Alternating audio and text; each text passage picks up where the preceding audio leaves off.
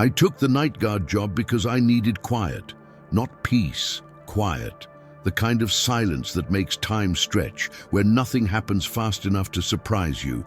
The kind of job where hours pass without events, where the biggest danger is falling asleep in the chair. That's what they promised me, and for the first 3 weeks they were right. Before this story continues, you need to know something. I'm not easily scared. I don't panic at noises, and I don't imagine things when I'm tired. What happened that night didn't start with something I saw. It started with something I heard. If you've ever worked nights, if you've ever trusted cameras more than your own senses, stay with me. The building was a distribution center that had been mostly shut down. Long corridors, concrete walls, metal doors that all sounded the same when they closed. My job was simple. Sit in the security office, watch the cameras, walk the halls every hour. 16 cameras, no blind spots. At least that's what they told me. It was 1:14 a.m. when I heard the first sound. Footsteps, slow, measured, not rushed, not dragging, just walking. I didn't move at first. That's important. When you work nights, you learn quickly not to react to every noise. Buildings settle, pipes expand, air vents lie, but this wasn't that. These footsteps had rhythm, weight, intent. They were coming from the main corridor, the longest hallway in the building. I leaned forward and checked camera 3, the one pointed straight down that corridor. The hallway was empty, no movement, no shadows, no flicker. Just fluorescent lights humming and concrete walls. The footsteps continued, closer. I turned up the audio feed. The sound came through my headphones clearer now. Each step echoed slightly, bouncing off walls I knew very well. Whoever was walking knew the building. I checked camera 4, the side angle. Empty. Camera 6, facing the storage wing. Empty. The footsteps stopped. Right outside the security office. I held my breath. I stared at the monitor, waiting to see someone step into view. No one did. Then I heard a door slam. Not the office door, one of the corridor doors. It slammed hard enough to echo through the building. My heart jumped. I immediately scanned the cameras again. Camera 3, empty hallway. Camera 4, nothing. Camera 6, no doors moving, not even a vibration. "That's not possible," I whispered. "Doors don't slam without force." I stood up slowly and walked to the office door. I didn't open it, I just listened. Silence. The building felt tense, like it was waiting. I went back to the monitors. That's when I noticed something I hadn't before. The audio meters were moving, on multiple cameras, but the video feeds were still empty. Footsteps again, this time behind me. I spun around. The office was empty. I checked camera 1, the one watching the office. It showed me standing there, alone, listening. Then the footsteps started running, fast, heavy, wrong. I watched the monitors in panic. Camera 3, empty. Camera 4, empty. Camera 6, empty. But the sound was rushing straight toward me. The office door handle rattled violently. I screamed. I locked it and stumbled backward. The rattling stopped. Instantly, silence returned, too suddenly. On camera 3, one of the corridor doors slowly opened. No one touched it. It opened from the inside. I leaned closer to the screen. The hallway was still empty, but the audiometer spiked, breathing, slow, controlled. My radio crackled, a voice came through. Not the supervisor's, not mine, low, calm. "You shouldn't rely on the cameras," it said. The office lights went out. Every monitor stayed on, all showing the same empty hallway, and behind me I heard footsteps, walking, very slowly. I didn't turn around. That's the detail people always question when I tell this story. They ask why I didn't spin, why I didn't run, why I didn't throw the door open and confront whatever was behind me. The answer is simple. I already knew what I would see. Nothing. The footsteps behind me stopped. Not faded, not moved away. They stopped the way a person stops when they realize you're listening. I stood frozen, staring at the monitors, waiting for my reflection to change, waiting to see someone standing where I knew no one should be. The camera showed only me, alone. I swallowed and forced myself to speak. "Control," I said into the radio. My voice sounded thinner than it should have. "I'm hearing movement in the main corridor." Static answered. Then the supervisor came through, annoyed. "You're probably hearing the building settle," he said. "Temperature's dropping tonight." "It's footsteps," I replied. "Heavy ones." Silence. Then, reluctantly, "Check the cameras again." I did. Camera 3, the main corridor, was still empty. But this time, something else was different. The audio waveform beneath the video feed was moving. Every step I heard matched a spike on the screen. The cameras heard it too. They just didn't show it. "That's not settling," I whispered. The footsteps started again, slow, deliberate. They moved down the corridor, away from the office. I watched the audio meters jump from camera 3 to camera 4 to camera 6, exactly in order, exactly how a person would walk. I tracked the sound across the building without ever seeing a shadow. The supervisor spoke again. "I don't see anything," he said. "But you hear it," I replied. Another pause. "Yes," he admitted quietly. "I do." That was the moment my stomach dropped. If he could hear it too, then this wasn't exhaustion. It wasn't imagination. Something was moving through the building without ever entering the frame. The footsteps stopped near the storage wing, a place I hated. Not because anything had ever happened there, but because sound behaved strangely. Echoes lingered too long. Footsteps never came from the direction you expected. I watched the cameras. Still nothing. Then the door slammed again, closer this time, harder. The sound echoed so violently that dust shook loose from the ceiling above the camera.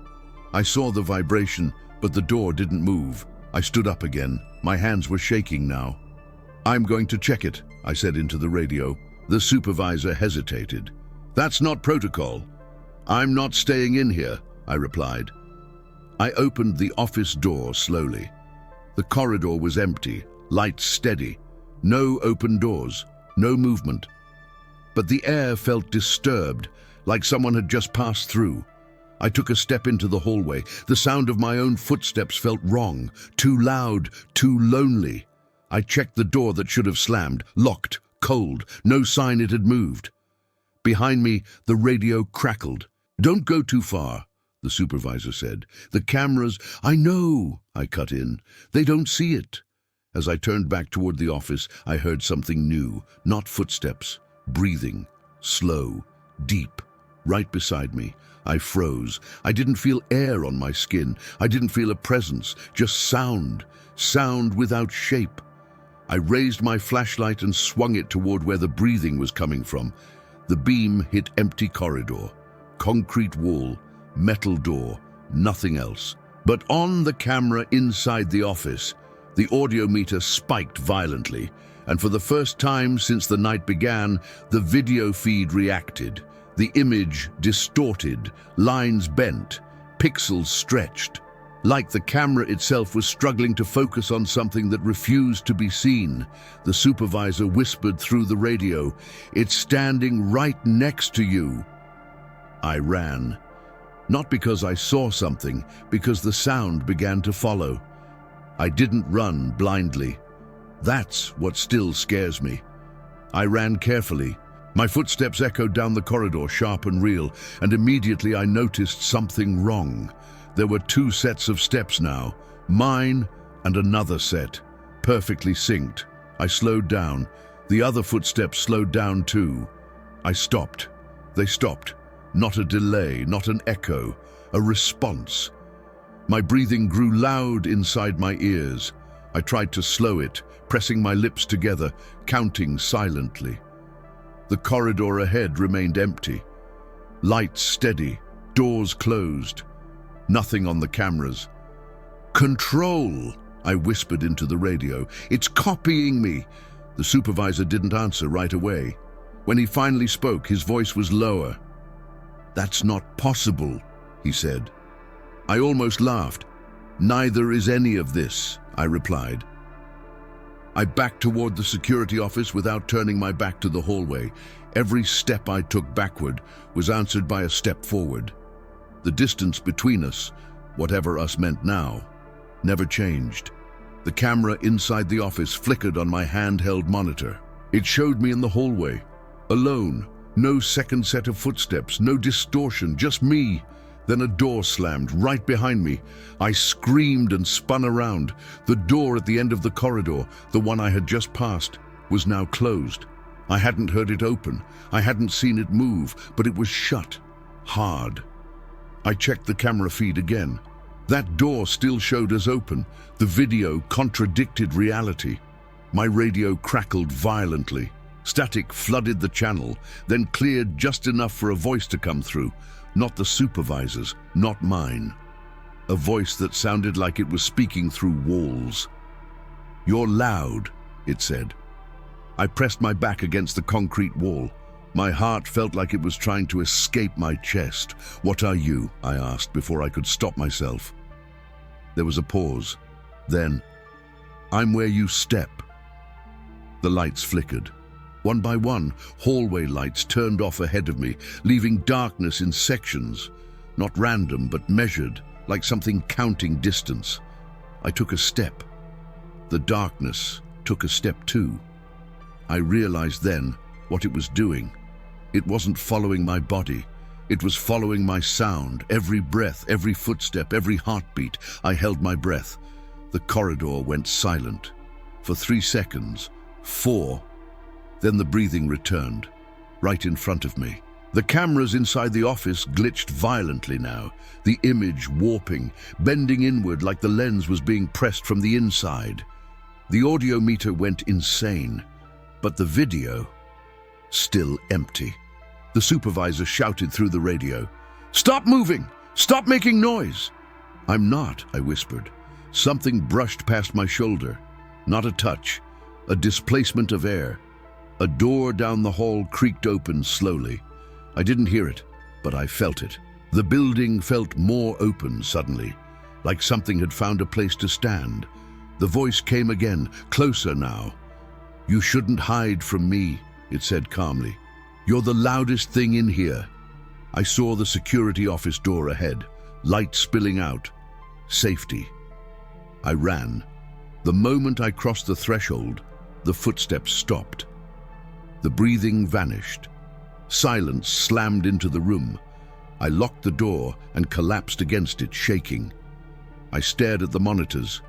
Every hallway was empty. Every door open exactly as before. Nothing had changed, except one thing.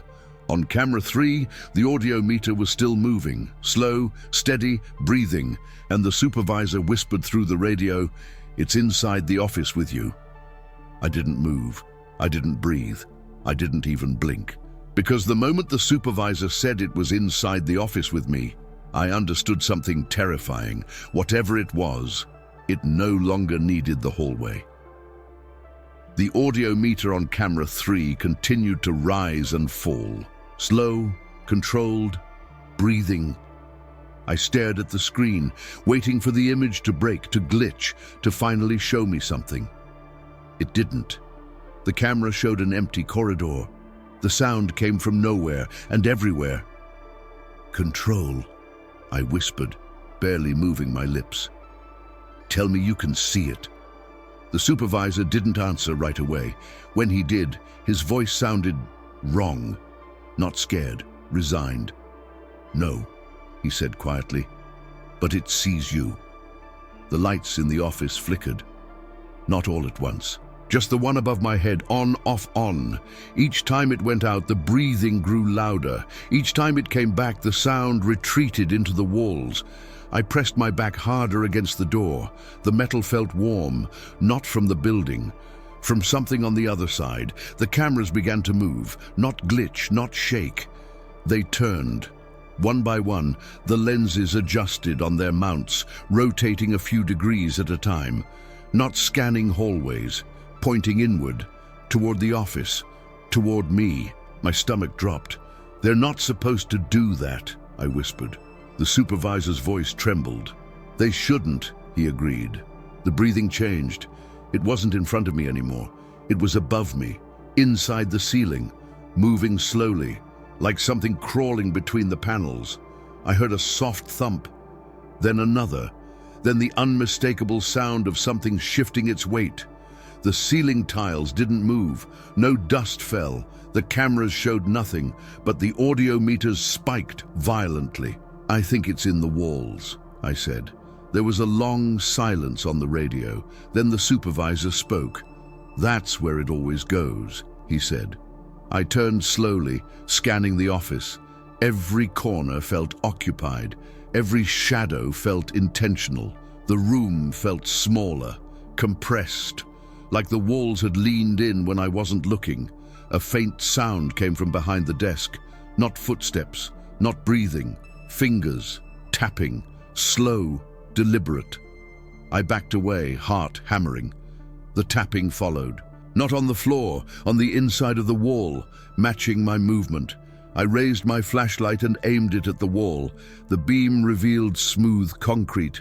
No cracks, no openings, nothing. Then the tapping stopped. Silence flooded the room so suddenly it made my ears ring. For a moment I thought it was over. That was when the whisper came. Not from the radio, not from the speakers. From inside the wall, right beside my head. "You're too loud to hide," it said. I screamed and ran to the opposite corner of the office. The cameras snapped to follow me, every single one, their motors whining softly like insects adjusting their focus. The supervisor shouted through the radio, "Don't run! It tracks sound!" "I can't stay still!" I yelled back. The breathing returned, faster now, excited. The wall behind me creaked. Not cracked, creased, like something pressing from the inside. The concrete bowed slightly, just enough to suggest shape. A door somewhere in the building slammed shut, then another, rapid, violent. The building was closing itself. On the monitors, hallways went dark one by one, lights turning off in sequence, closing paths, funneling me. "There's one place it won't go," the supervisor said urgently. "Where?" I screamed. "The emergency stairwell," he replied. "The cameras don't cover it." The breathing paused, like it was listening, learning. Then very softly, from inside the wall, "I know that place." The office door unlocked on its own. The office door opened by itself, not violently, not suddenly, like it was inviting me to leave. I didn't hesitate. The moment the lock clicked, I ran. Not because I was brave, because the breathing behind the walls had shifted direction. It wasn't circling anymore, it was aimed. My footsteps echoed down the corridor, loud and clumsy in my panic. I knew I was doing exactly what it wanted, making noise, leaving a trail, but standing still felt worse. The emergency stairwell was at the far end of the building, 3 corridors away. "Control," I gasped into the radio as I ran. "I'm heading for the stairwell," static answered. Then the supervisor's voice came back, distorted. "It's already moving," he said. I skidded around the first corner. The hallway lights flicked off behind me one by one, plunging the space into darkness, like something swallowing my path. Ahead of me, the lights stayed on, guiding me. I slammed through the second corridor. The cameras here were older, their audio feeds crackling louder than the video. For the first time that night, the monitors showed something new, not a shape, not a figure, but movement. The camera image warped slightly, like heat rising off pavement. The audio spiked, breathing, right beside the lens. "It's not chasing you," the supervisor said, his voice breaking. "It's predicting you." A door slammed shut ahead of me, not behind, ahead, blocking my path. I screamed and slammed into it, rattling the handle. Locked, behind me. Footsteps, running fast, too many to count. I turned and ran the other way, heart pounding so hard it drowned out everything else. The sound followed, not lagging, not echoing, keeping pace. I realized then what I'd missed. It wasn't copying my sound anymore. It was anticipating it. I cut into the storage wing. The moment I crossed the threshold, the cameras glitched violently, their feeds breaking into static. The supervisor shouted, "You're almost there! Don't stop!" The stairwell door came into view. A plain metal door. No camera above it. No audio feed. A blind spot. I reached for the handle. Behind me, the breathing stopped. Suddenly. Completely. The silence was worse than the noise. I froze. Every instinct screamed not to turn around, but I could feel it, right there, close enough that the air felt wrong. A voice spoke, not from the walls, not from the radio, right behind my ear. "If you go in there," it whispered calmly, "you'll never hear me again." My hand trembled on the handle. The supervisor screamed through the radio, "Go! It can't follow you in there!" The voice chuckled softly. "You'll miss me," it said. I was the only thing listening. The breathing returned. Not fast, not angry, patient. I yanked the door open and threw myself inside. The stairwell was dark, cold, silent. I slammed the door shut behind me. Instantly, everything stopped. No breathing, no footsteps, no voices, just my own heartbeat echoing in my ears. I slid down against the wall, sobbing, gasping for air. I waited. Seconds passed, then minutes. Nothing followed. I checked my radio. Dead. No signal, no static, nothing. Then I heard it. From the other side of the door, not footsteps. Not breathing, knuckles tapping, slow, deliberate. 3 taps, pause. 3 taps, pause. A pattern, a signal. I held my breath. The tapping stopped. And from the other side of the door, the voice whispered one last thing. "I'll wait." I stayed in the stairwell until morning. Not because I was brave, because I was afraid that the moment I moved, the sound would remember me. At some point during the night, exhaustion pulled me into a shallow, broken sleep. I dreamed of footsteps that didn't touch the ground, of breathing that didn't need lungs, of a building listening so closely it forgot how to be empty. When I woke up, sunlight was creeping through the narrow stairwell window. Morning. I had survived. I stood slowly and pressed my ear against the door. Nothing, no breathing, no tapping, no footsteps, just silence. Real silence. I opened the door. The corridor was empty, lights on, doors closed. Cameras humming softly, like nothing had ever happened. The building looked normal again. That scared me more than anything else. I walked back to the security office. Every step felt too loud, like I was announcing myself to something that had learned my rhythm. The office door was unlocked. Inside, the monitors showed clean feeds. No distortion, no audio spikes, no movement, just empty hallways. The supervisor called me immediately. "You're still alive," he said. "Not good morning. Not are you okay? Alive." "I heard it," I said quietly. "It followed sound, it lived in the walls, it learned me." There was a long pause. Then he sighed. "You're not the first to say that." He explained then, not everything, just enough. The building hadn't always been empty. Years ago it was full of people, machines, noise, constant activity. When operations shut down, the silence stayed too long. Something filled it, not a ghost, not a person. A presence that needed sound the way lungs need air. "That's why we keep a night guard," the supervisor said. "Someone to make noise." My stomach dropped. "So it wouldn't be alone," I whispered. "So it wouldn't look for other ways to listen," he replied. I looked at the cameras again. Empty corridors, perfectly framed, dead quiet. I handed in my badge that morning. No argument, no paperwork. They didn't try to stop me. They just nodded, like they understood. Weeks passed, then months. I found another job. Day shift, busy place. Too loud for anything to listen closely, but sometimes late at night, when everything is quiet, I still hear it. Footsteps, not behind me, not near me, far away, like something walking through a building that no longer has anyone left to hear it. I checked the news once. The facility shut down completely. No more guards, no more cameras, no more sound. People in the area started complaining about noises at night, about doors slamming, about footsteps in empty buildings. They said the cameras never saw anything. If you enjoyed this story, subscribe, because silence is never really empty. And sometimes the reason you're being watched isn't because something wants to see you. It's because it wants to hear you.